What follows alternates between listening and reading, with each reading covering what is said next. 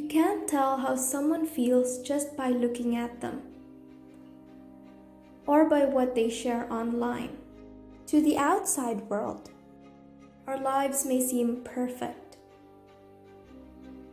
even if in reality they aren't.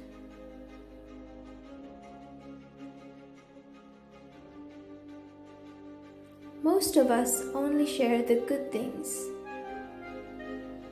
We don't like to share how we really feel. Every morning when I wake up, my thoughts start swarming around my head. And later on, negative thoughts are formed, which often leads me to overthink. Sometimes it keeps me up all night. Other times, it's just all too much and I feel like I'm lost in space. Getting out of bed and pretending I'm okay takes all the energy I have. When I encounter failures and disappointments, I just often keep it together until I can no longer take it. Then I break down and start crying. As the days go by, negative thoughts become bigger. It rushes through my head so loudly that it becomes hard to concentrate on whatever I'm doing. And some days, it's so bad, it feels like I'm a lost soul with no direction. Everything is so overwhelming. The worst part is that I tend to push people away. People whom I care about. I didn't think my friends and family could understand if I told them how down I was feeling. Later on, I found myself feeling lonelier than ever.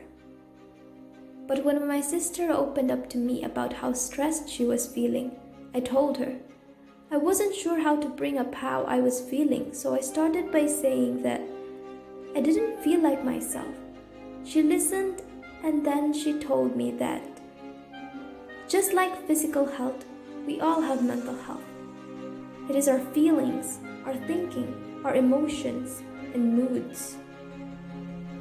She then said that feeling down, angry, or stressed is a normal part of life, just like how it's normal to feel happy, confident, and carefree sometimes. We all have positive and negative emotions that come and go based on what's happening around us. These are everyday feelings.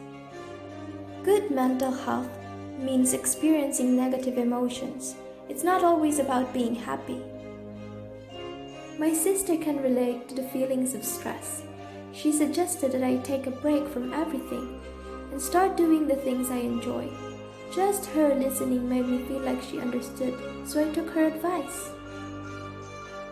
I made myself several portraits, I learned how to play musical instruments, and I felt so much better afterwards.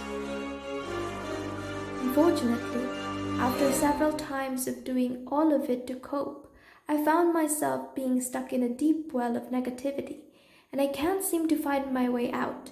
It was dark and I felt so empty.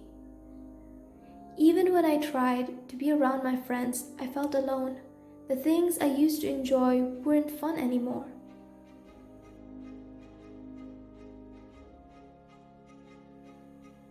I was really worried about Gabby. I'm not sure what to do. She was quiet and wasn't as fun and bubbly like she used to, so I've thought of a way to help her. Since Gabby's negative feelings weren't going away, I did some research and talked to trusted adults and health professionals. After doing so, I've thought about starting an advocacy.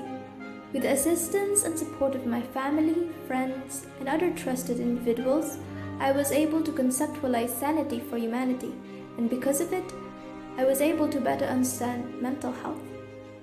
Sometimes we have overwhelming feelings that can be more intense than our everyday feelings. These feelings stick around for a long time and change the way we feel, think, and behave. They can even stop us from doing the things we want to do in life. That's what Gabi was going through. So as a gentle advice and reminder, if we're physically and mentally unwell, it is better if we let people know and we ask for help. Physical health should be no different from mental health. Sometimes our overwhelming feelings are brought on because of things in our life. Sometimes they happen for no reason at all.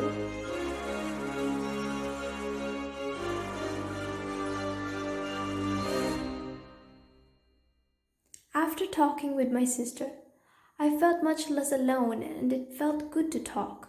Talking about your feelings can help you stay sane and it helps you deal with troubling times. Talking about your feelings isn't a sign of weakness. It's part of taking charge of your well-being and doing what you can to stay healthy. Talking can be a way to cope with a problem you've been carrying around in your head for a while. Just being listened to can help you feel supported and less alone. And it works both ways. If you open up, it might encourage others to do the same. That is why I joined the SANITY for Humanity advocacy.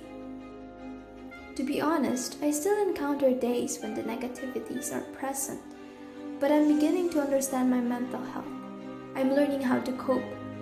My sister also reminded me that my friends, family, teachers, and also others at church and in the community are there to help.